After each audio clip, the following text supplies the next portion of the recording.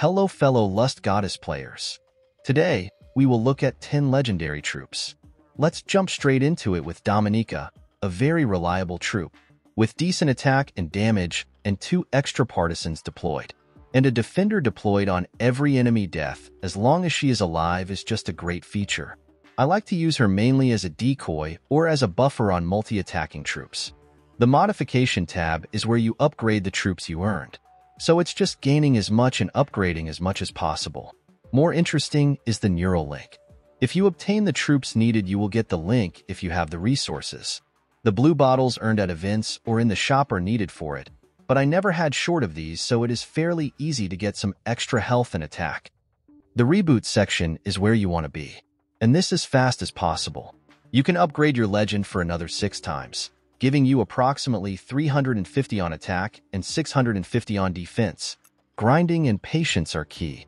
I can only advise to participate as much as possible in any event, do the dailies, and join an alliance. It's fairly new. The teams are building up now. Last but not least, you can choose the outfits of your troops, and it's purely cosmetic. So just take what you find the most beautiful on your troop. Kitty. Why does she keep reminding me to the Soft Kitty song sung to Sheldon in The Big Bang Theory? But she is a great troop and probably my most used and favored up until now, granting a force field to 2 allies. And plus 16 attack to allies and herself. She is a wonderful asset if you put a decent defender in front, combining her with Amy, whom we are going to see later on, granting 2 troops multi-attack. She is an absolute killer. Taking a look at the reboot tells you, she is a very strong troop. Together with the buffs, she is incredible. When she is buffed already, and you put on Madeline in the playfield, all troops will gain another significant bonus on attack, allowing you often to take out any troop and commander in 1 or 2 shots. I must confess I don't really play with Wayne as I should, using him as a buff with his 64 on health. His attacks are fairly low, but the extra damage to melee enemies are a very welcome extra. Combined with 2 or 3 other freemen, he is also a very good asset to anyone's team.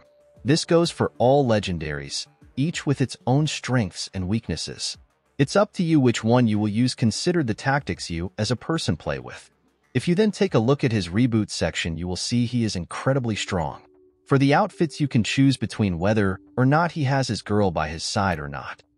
Eve, beautiful Eve. Low attack but multi-attack and 62 of health. A troop I often use. With the lifesteal and multi-attack, she is just incredible. Combined with self-healing on every turn and another 10 damage to enemies, she is a force to reckon with.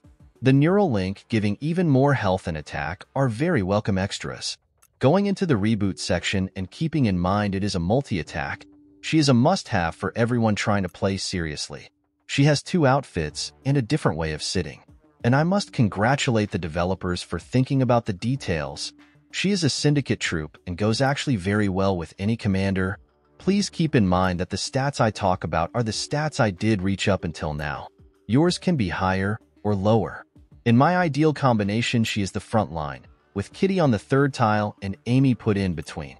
By the time they manage to kill Eve, the buffs from Kitty and the granted multi-attack from Amy are taking out any troop and commander in a straight line. Did I say Amy? Sorry guys, I meant Faye.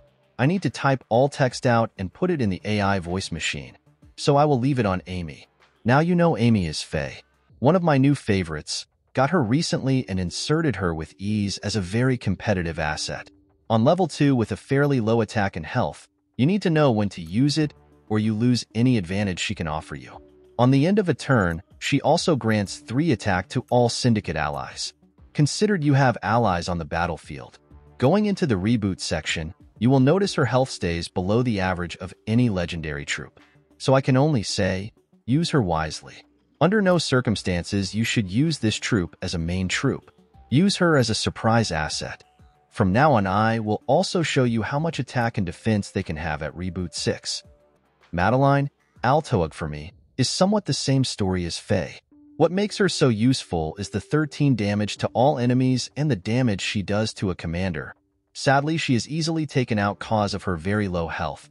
Buffing this troop is no option cause her health doesn't rise quick enough. She can be taken out even after already gaining 3 times of health. I use her as an equalizer or as a lifesaver option when I don't have any troops on the field, but the opponent has a full field. Considering most troops are deployed as an extra along a stronger troop and have very low health, she takes them all in one time. Isn't she a baddie? In the reboot section, same story, high attack and very low health. She is a good troop if you use her wisely. Then she can be your lifesaver. Trixie, as much as she reminds me at Harley Quinn, she is equally disturbed, using a chainsaw to slash through her opponents. On placing 10 damage to all enemies, on every enemy killed plus 6 to 10 damage gained, and an additional 3 to 5 damage to all enemies. She is awesome, but she has just very low health, so it a one-hit wonder sort to speak. Make sure there is enough to kill on the board, and the opponent doesn't use reflection or avoid. Going to the neural link section, learn us, she doesn't gain a lot of health that is worth speaking about. In the reboot section, you see her damage rises through the roof. Is it worth it? Thinking about the strength of opponents by then, I don't see what would make her better than she is now and usable in other ways than now described. If you guys use her differently, put it in the comments. I can still learn from you too. Hannah Not So Montana has low damage and decent health. Her most important feature is that she deploys a Tinkerer on every start of turn, which allow you to gain momentum. On end of turn, she grants you a minus on attack to the enemies, which is always good. If you spawn another troop, she gives all allies to attack. Put her after a high health defender, or you want to have the chance to put her to good use, which is actually the case for any legendary troop. They can be as good as they be or as bad if you are using the troops the wrong way. Give her a chance. Doesn't she look smart with those glasses? Forgot to mention in the neural link section, she is able to gain back some health, but you will need a lot of different troops to do so. Here is Amy. Looking at how she looks, you can't blame me for mixing up her name with Faye. The lifesteal feature is her strong point. Her other buffs are very specific, and you need to adjust your team if you want to gain the maximum out of her. With a low attack in general, and just above acceptable health, she isn't the strongest troop around. Later on I will show you another 2 troops I like to use, but for now, last but not the least legendary. Luther, with a 2 block on every turn to all allies, blocking himself for 13 damage, and on any attack to allies or himself 7 damage to the attacker. He is a good troop. Low damage, but that's not what Luther is here for.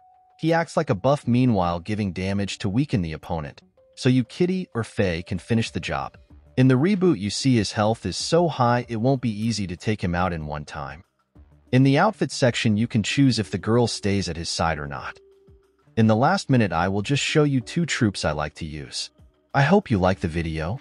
If you are new to Lust Goddess, or you are seemingly stuck into an endless grind, know that by doing so your troops will become stronger, and you will advance into an higher league.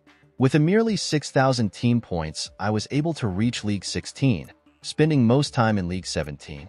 I do believe there is a system running that doesn't allow you to advance in higher leagues before your team points are above a certain amount, but I don't have any proof for that. Thanks for watching, and up until the next video.